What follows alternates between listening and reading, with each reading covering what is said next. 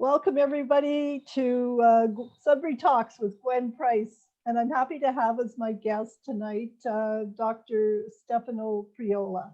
Hi, how are you doing? Hello. Hello, I'm good. You're Hi, good. everyone. Well, and this whole podcast video series I do is to talk about people, just their story, and why did you end up in Sudbury and where are you from? That whole idea. So I know you're not originally from Sudbury. Where No. where were you born? So I was born in Sicily, in Italy, in a small town, Messina. Messina. Yeah. Yeah. I have heard of it, never been there. One day maybe after all this COVID is over. Yeah, exactly. Me too. Yeah. Yeah. Well, you must be missing that, not being able to go home and visit relatives and friends. It must be difficult. Yes, exactly. We were planning to go this summer, but it's probably we are gonna wait a little bit longer. We want to be safe, and we don't want to have any trouble with isolation and stuff like that. Yeah. We'll see. So you've been in Sudbury, it's just over a year now, and you're a neurosurgeon here in Sudbury. Yes, yes. Correct? Yeah. I came to Sudbury on February the 1st, 2020, my first day in Sudbury. Yeah, so you got it in just before all of the COVID craziness started, but Yes. And your family was still down in Toronto, right? And you ended up. Yeah, yes, because basically we moved in the middle of my last fellowship because I got this opportunity here, and then we had to change a little bit our plan, because at the beginning the plan was to go back to Italy at the end of my last fellowship, but I was lucky to find this great opportunity. So I moved in February, and the plan was the rest of my family to stay in Toronto for a few more months, like until the end of the school. Mm-hmm. My wife was also pregnant of the third one, so we had a doctor down in Toronto following my wife. So we said probably it's better, and I was planning to go up and down a couple of times per month, but then the pandemic hit, and we said the school were closed, so it's probably safe if we move to Sudbury instead of staying in Toronto. And basically my wife moved up here 1 month after me, so at the end of March. And so the baby is a true Sudburian. She was born here, right? Yes, Sophia is a true Sudburian, and Victoria is from Toronto because she was born in Toronto, and Alessio through Sicilian guy.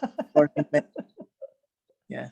So I guess I'm just curious, how did you ever pick medicine as a profession, and how did you decide to be a neurosurgeon? Well, so I did. I'm not like a kind of person that since when he was a child wanted to be a doctor or stuff like that. But something changed probably during the high school, because my sister, we don't have any family history of physician and stuff like that. The first one was my sister, that she's 6 years older than me. So when she got into the med school, I started looking at this kind of opportunity, because I'm always being a kind of person who cares about other. I try to be helpful and stuff like that. But then and then I saw my sister, her involvement on this new adventure, and I said, look, it's probably interesting, and it looks like something that I would like to do in my life. And then that's why I picked medicine, and I was lucky, because in Italy it's a little bit different, the system. To get into the med school, you have to do like a written exam. So it's a kind of test based on chemistry, biology, and stuff like that, math and physics. And then if you usually they take 200 people per each universities, right? So I was lucky to be in this pool of people. So I got into medicine, and then at the end of my first year of medicine, we started doing studying the anatomy of the nervous system, and I was fascinated. It's Yeah. incredible. And then I said, okay, I want to be a neurosurgeon. So since the second year of medicine, I'm on med school, I always thought about my career as a neurosurgeon. And that's the reason why when I applied for my residency program, I didn't try any other kind of specialty. I said, if I don't get into my residency program this year, I'll wait, I'll study more, and I'll try again next year until I get in. And again, I was lucky enough to get into the residency program at the first attempt, and then I did 6 years of residency in Sicily, in Messina. Wow, 6 years. There is so much schooling that goes into becoming a doctor, and then certainly a specialist, right? Yes, because it's 6 years of medicine plus 6 years of residency in neurosurgery. So how did you end up in Canada? Was Toronto the first place you came when you came to Canada? Yes, it was Toronto. So basically, it's a very funny story. So when I was doing my residency, my professor that at the time, he was the rector of the University of Messina, and they invited a brilliant guy. His name is Fred Gentili. So he was basically born in Italy, but it's Canadian. He came here, I think, when he was 3 years old. So it's 100% Canadian. But he still has family members in Italy, in the center. He lives in the Marche. The family lives in the Marche. So he goes back and forth every summer. He basically he renovated the house where he was born. So it's Okay. a nice story. So basically was invited to come to Messina to receive a kind of gold medal for academic merit, right? So he came here. I met him the first time, and he said, just talking to everyone, if you want to come one day to see me or to see Toronto, how neurosurgery works over there, you'll be very welcome. And basically, I always thought about that, because it was I always I've seen myself working. For some reason, I always seen myself working abroad. So Okay. in Canada was always my first choice.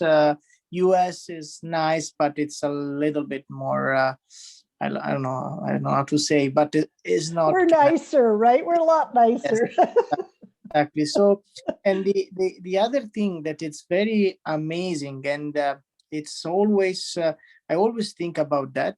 It was the way I ended up in Canada, because basically, I I I didn't get to talk privately with this doctor, with Professor Gentili, when he was in Messina. But I think 1 year later, I met him on another congress in another part of Italy, right?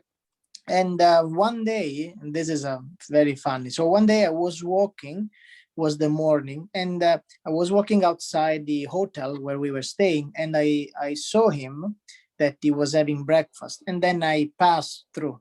Then I said, I turned around. I said to my friend, you know what? Let me talk to Dr. Gentili. Let's see what he says about me. And I went back. It was like a flash, and I said, okay, let's do it. I went back. I talked to him. It's an amazing person. It's an amazing neurosurgeon, world renowned neurosurgeon, and he's an amazing person. So I talked to him, and he said, if you want to come, of course, we can definitely organize something for 1 month, and you can stay and come to the UR as an observer and stuff like that. And basically, this is what I did. I met him around May or June, and in November 2014, I came here. I came to Canada for 1 month doing an observership. And was So that at Sunnybrook that he worked no, out of? he works at Toronto Western Hospital. So Oh, I did okay. one observership at that point, and then there I heard about the fellowship. Then they said, "Oh, there is this opportunity, but it's difficult because there are a lot of applicants every year. So it's very, I would say, it's competitive, right?" So I said, "Okay." What does a fellowship mean? What does that really mean? So the fellowship, it's 1 year program that usually you do at the end of your residency to focus on a kind of subspecialty.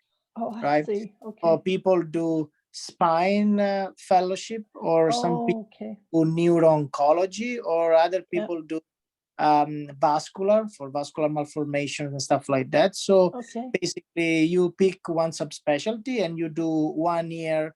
It's a kind of transition, right, between being a resident and becoming a doctor, to better understand how the system works, how to deal with patient. Because when you are a resident, you are in the hospital, you deal with the patient, but you do the surgery, but then you don't follow up the patients. You don't have a real understanding on what when the patient leaves the hospital, right? Because and even before, because you have to take decision on which patient needs surgery, which one doesn't. So this is the tricky part that usually it's tough to learn during the residency. But so I did apply for this fellowship, and I tried to increase the chance of getting it, because I knew at some point that they were going to decide about in May 2015. So basically, I said, okay, I'll go back for 1 more month. So I'll be around when they decide. Probably I can put a little bit of a psychological pressure if I'm around. So I came back another month, and it's never easy, because it was always on my own expenses, right? So I was not covered, right? So and just the fly from Italy to Canada, it's a little bit expensive. But I have an amazing family, an amazing wife. She was always very supportive. That's good. And basically she said, no, you go and I will take care of Alessio and stuff like that. So I came here the second time, and basically 2 months after I knew that I received a notice that I was accepted as a fellow, and then we moved to Canada 1 year later. We arrived on June 13th, 2016. Oh my goodness! And when did you go? So that fellowship, you were at Sunnybrook when you did that? So no, this fellow was at Toronto Western with Dr. So with this fellowship, I mainly focused on neuro-oncology, so brain tumors. Plus, I focused on endoscopic endonasal approach to the skull base. So mainly pituitary tumors, going with an endoscope through the nose to reach skull base, instead of opening a big opening into the skull. So it's a kind of new and innovative technique, and Dr. Gentili is a pioneer in this kind of approach.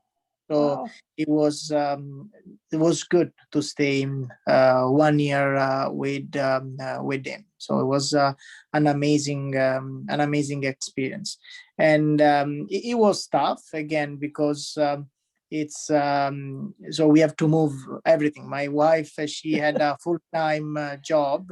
She had to quit quit the job, and basically she moved from being a super busy person to spending most of the time at home with Yeah. Alessio Yeah. country. So it was tough, mainly for her, Hmm. for Alessio as well. I mean, it's Yeah. he was 2 years old, um, speaking Italian, basically. Yeah. So Yeah. uh, actually not even fluently Italian, right? Because when you are two, you Yeah. understand, but you are not Yeah. fully developed your Yeah. language, right? So Yeah. skills. It was tough for him as well. Mm.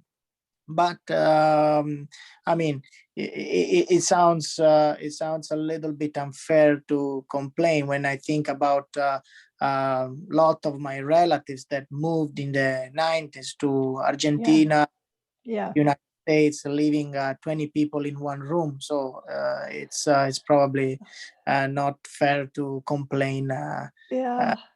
But so lots of changes to your life and moving and progressing in your career. I mean, and all of that affects your family, not just you, right? And your relatives back home. So so you were in Toronto for how long? So basically, I did this first fellowship, and then right away with my wife, we fell in love with Canada. So we said, "Look, we love Italy because I mean, I can't complain. It's an Yeah. amazing place, amazing people. I love Italy, but if you look about opportunity, mainly for my kids, I Uh, can't see any places in the world better than Canada. So we said we should Good to probably hear. do our best to stay in Canada. Yeah. So to find a job as a neurosurgeon is very, very difficult. So what I did is say, okay, let's look around to see for other fellowships. And basically, I heard that they were looking for someone doing general neurosurgery. So it means everything, every kind of neurosurgical procedure at Sunnybrook Hospital. And Okay. then I said, okay, I can apply. And I went to talk to them. Of course, it was easier at this point because Yeah. they knew each other through the hospitals, right? So Dr. Yeah. Gentile spoke to them. They said, okay.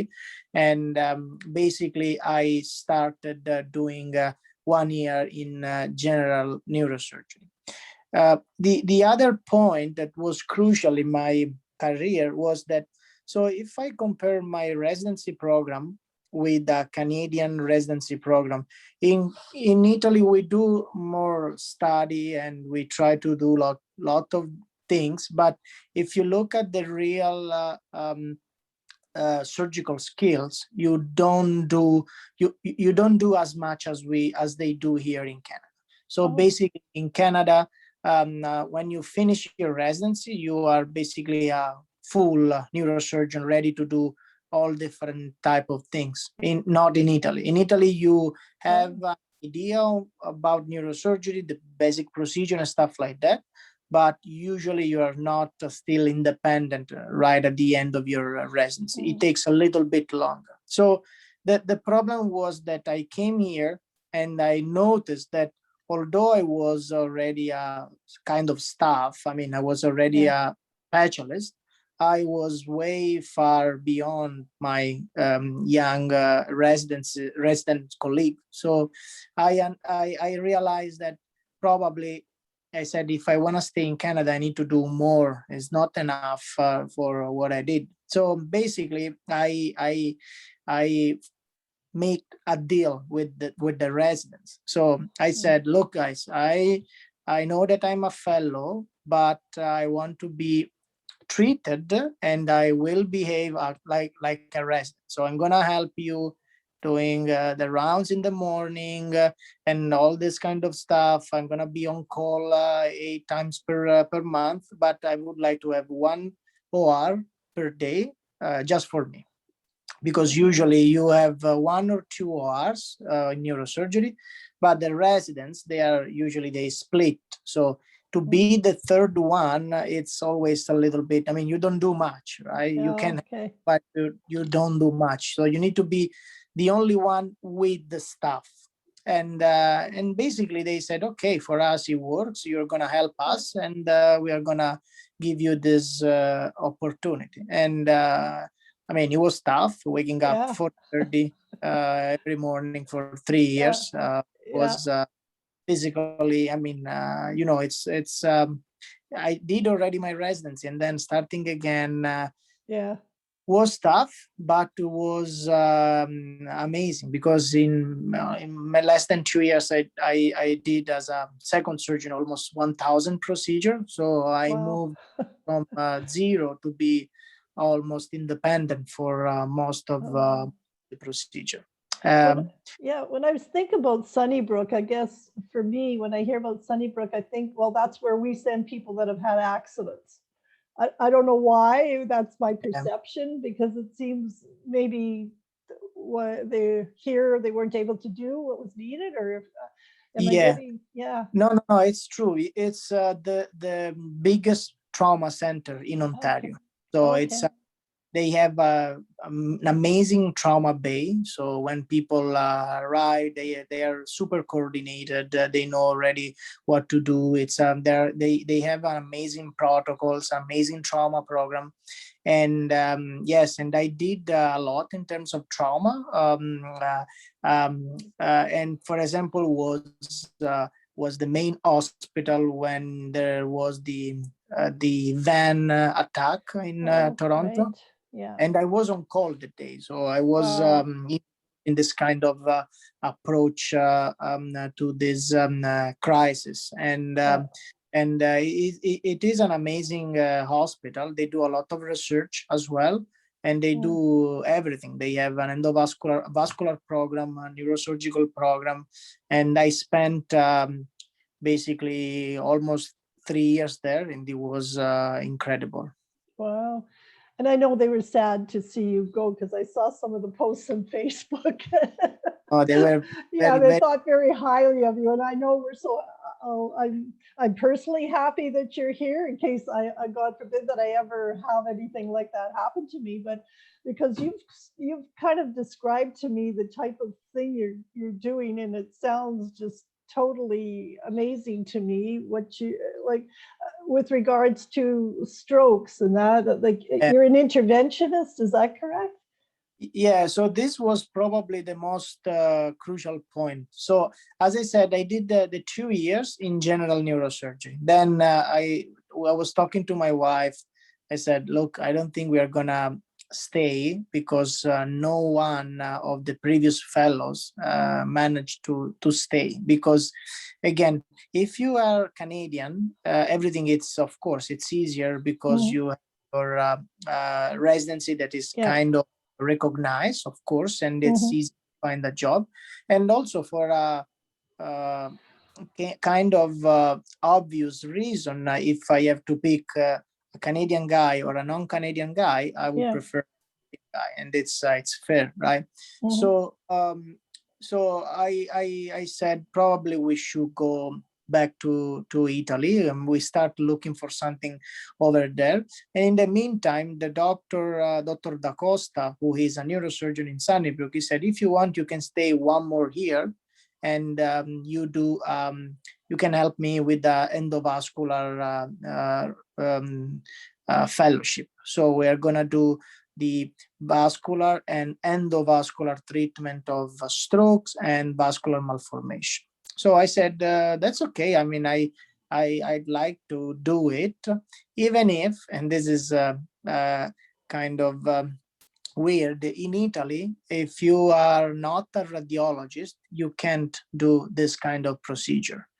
Oh. Or it's kind of illegal, because when you Oh. deal with radiation, you have to have a residency in radiology, right? Oh, So okay. you can't deal with equipment that makes radiation, right? Oh, So okay.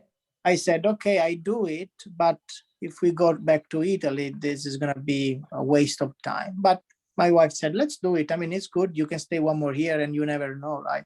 And I started basically doing this fellowship. And I started in July. And what happened was that in October, I was just looking online and I saw that they were looking for a neurosurgeon in Sudbury. And I said, oh, okay, let's have a look. And I sent basically my application with a letter of reference from Dr. Da Costa. And it ended up that I found out that in Sudbury, they were basically building up the stroke program. Okay. And they were looking for someone able to do this procedure. Plus, they were looking for a neurosurgeon. So I was super lucky to be at the right place, the right person.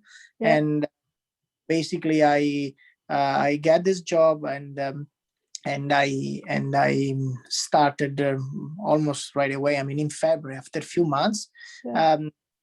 But this is amazing, especially for this part of the Ontario, because when I was in Toronto, we were accepting a lot of patients with a stroke coming from Sudbury, and for many of them, there was nothing to do after so long time, because at the time that the patient feels sick, goes to the hospital, he has been assessed, CT scan done, telestroke is involved, and then they decide to transfer him. So usually when we were receiving the patient from Sudbury, they were already already stroke, already big.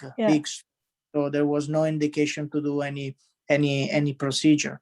But now we are basically we have done probably 14 cases in 1 year. Wow. Some of them with amazing outcome. Yes, I did one young lady. I was probably was 52 or 53, who came unable to speak and basically not moving the right side at all. And we did the procedure. 5 days after, she went home neurologically intact, so no deficit. Wow. And what are we talking about? Because I know when we chatted, it sounded like what my husband had when he had a stent put in, where they went up and went into the heart or whatever, put the stent in. Is that kind of what you're doing? Yes, sorry, I didn't explain. So yes, so basically when there are some people, there are different reasons to have a blood clot into your brain, right? Most of the time are people with AFib, atrial fibrillation, because the heart is not beating in a correct way, so you have a little bit of blood clot in the brain, and it goes up into in your heart, and it goes up into the brain. Or sometimes people with carotid stenosis and plaques, so you have one plaque with a little blood clot that moves up, and it goes, and this blood clot, they are able to block completely a large arteries. So what happens is people, the brain has a sudden reduction of the amount of blood, and every seconds matter in this case, right? So there are two different treatments right now. One is the basic one with medication, so it's called TPA, and is a medication that is able to kind of help dissolving the blood clot. But of course, there are some contraindication if you are taking anticoagulation, if the symptoms has started longer than 6 hours. So there are some condition where you can't give a patient TPA. And the other way is called mechanical thrombectomy. So basically, I get an access through the groin, through the femoral artery, and with a catheter, I'm able to navigate all the way up, and then I pick one vessel. It depends if it's right or left, and then I go inside, and then I have a kind of smaller, tiny catheter. I'm able to grab the clot and pull it out, and people get blood in the brain again. That is like so remarkable. I mean, it's just, I mean, I thought it was something just to think about them going into the heart, let them go into your brain and do that. I wouldn't even have thought it was possible for something, for it must be such small instruments and things that you're dealing Yes, with. they are micro catheter, and Oh, yeah, there are different techniques, but yeah, most of the time we are able to recanalize. Sometimes, of course, they come with a large occlusion, then sometimes we are able to open it up completely. Sometimes you still have a small clot that is more distal, but this makes a huge difference because with large stroke, usually people die yeah. because you get a stroke and then the swelling of the brain, increase of the pressure inside the head, the skull. So if you get a large stroke, you die. With this procedure, you can go back to your normal life or having a mild deficit if it works. If it doesn't work, most of the time you are still able to make a good improvement in quality of life of these people. So it's something that it's good to have in this area. Oh, it's remarkable. And I just, you think of all the people that over the years I've heard that have had strokes. Like, how long has that procedure been? When did anybody start doing this? So the studies are back probably about 10, 15 years, but then at the beginning it was not FDA approved. So Right. all this kind, at the beginning was just medication. The Yeah. TPA was confirmed to be a good helper, and then they basically improve. They basically start to use this new technique that have been lately in the last probably 10 years Wow. approved. And it's kind of a big market with different brands, because it's a huge, so they are expensive. But if you think about how a lady 52 years old Yeah. with a complete stroke, she might survive like 40 years more, right? Mhm. So how much is going to cost to Yeah. the family, and how much we are going to lose in terms of productivity, Yeah. right? Yeah. uh, so No, if it's you amazing. exactly, so the result, it's impressive in terms of amount of money that you uh, I mean, I'm talking about money, of course, Yeah. Yeah. life, but Yeah. also you look at the bigger Yep. picture, disability expenses, stuff like that. Yeah. It's very good, and it's nice to have this kind of procedure here. Oh, absolutely. And again, that's why I'm so appreciative of you being here in Sudbury. I mean, that's, because you think about Sudbury as kind of the hub of the North for, Yeah, medicine, and there's people from Timmins and Sioux and North Bay, and to think that now people can have that procedure done here rather than having to go down south, and minutes are precious when you're talking about stroke. It's just yeah, exactly. amazing. No, So it's good. And yeah. we are also trying to uh, bring in some innovation, especially in neurosurgery.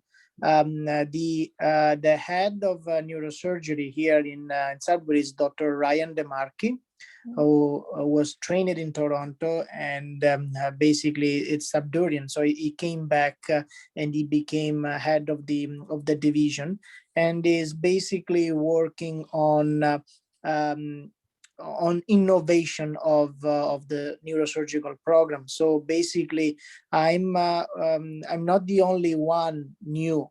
So basically, in the last year and a half, the neurosurgical department hired three new people. So Dr. Wolf, she's doing a lot of neuro-oncology. She also has a PhD, so she's involved in research, and she's an amazing neurosurgeon.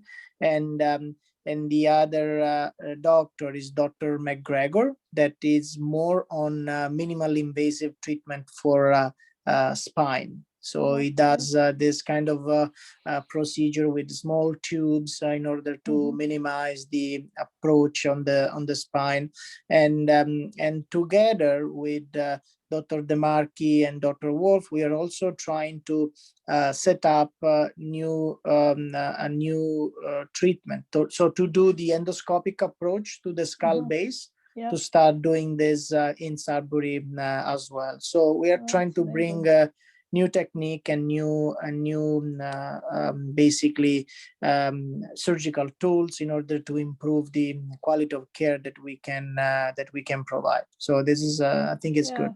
Yeah, well, and I know I've talked to you about my nephew that was injured and is paralyzed, and I hope in the future that there is more and more that can lead to help for people with that type of paralysis. It's just it's a fascinating topic to me. I love all this science and everything, and the innovation is remarkable, because I mean, when you think what we had before and what we can do nowadays within a 10-year period, what does the future hold, right? Yeah, exactly. So there is a lot that we still don't know about. Especially I think staminal cells is probably the future. Nanotechnology. So something there are few a few field that probably they are gonna explode in the next probably 10 years or so. So I'm optimistic. Yeah. Well, I'm glad that you decided to make Sudbury your home and your family. I mean, you've got a young family, and I think you fit right in. Unfortunately, you haven't been able to do that much here in Sudbury, to get outside with all of this COVID going on right now. Yeah, that's true. But I already love this place. Somehow it reminds me. It sounds weird, but to live right now, we are living in a house with big big the we have a front yard and a backyard, right? So yes, big yard, yeah. Backyard, it's like being in my countryside where I was go every Sunday or every Saturday, because everyone in Sicily, I live in a small town in Sicily. Plus we have in the countryside, we have a little house for the summer, and and I love the fact that my kids, they can spend time outside. I mean, I'm coming from Toronto. We spent 3 years in 2 rooms in an apartment. So this is truly amazing. And also, I have a friend of mine. Her name is Gwen. Is gonna help me with my house. Well, I'll be happy to. Yeah, I mean, I'm just like I say, it was great meeting you, because I really felt like you were just such a down to earth person who happens to be a neurosurgeon. But I really wanted to let Sudbury know a bit about you, because oftentimes they don't, unless they're in a crisis, they don't get to meet, a doctor, thank goodness. But when you're in a crisis, you're not paying attention to that kind of thing. I just thought, it'd be nice for people to get a little bit better to know you, and I'm happy you and your family are here. Yes, no, we are very happy. This is probably the best period of our life. We are looking to stay here forever. And again, every day I feel blessed to have found this place. My family is far. My parents, they are in Sicily. They did a lot, of course, to let me travel and study and stuff like that. I think they are happy and proud that I reach this position in Canada, and as soon as the situation is going to be better, they might come here for 2 or 3 months during the summer, staying, enjoying the grandchild. This is the only thing I sometimes feel bad about. I feel like I'm having my kids growing without the grandparents. but at the same time, you can't have everything, right? And there are, and always think about poor people and whoever is in a war zone or stuff like that. Yeah. This is we are very lucky, so I don't think it's fair to complain or stuff like that. Yeah. So we are very, very happy. Well, and I know you like soccer too. You play, Yeah, or is that, yeah, soccer, right? And hopefully this summer you will be able to. I'm I hope sure so. things are going to get better. And Yes, once you exactly. get the vaccines going and all that kind of thing, and you'll be able to Exactly. get back with your, did you join? No, I guess last year you weren't able No, to. I did. I did Yeah. actually. I did the first. So in March when I was here, they started the indoor. Okay. Yeah. Then they stopped the indoor because the pandemic hit, and Yeah. then in summer they started the summer tournament Okay. with some precautions, but it Yeah. was done. But then because of this lockdown, they didn't start again the winter session. So probably for the summer we'll be back to the field. Oh, that'll be nice. Yeah. I'm looking forward just for the spring to come to get outside and, start working in the yard. And this is my injury from my COVID project last Oh, summer. So oh, hopefully I'll stay away from power tools and I'll be okay. Anyway, it's so nice chatting with you, Stefano. And I'm so glad that you are here with your family and making Sudbury your home. And we're all the better for it. and thank you so much for inviting me. It was a pleasure, a honor for me, and thank you so much to everyone. Okay. Take care. Thank you. Bye.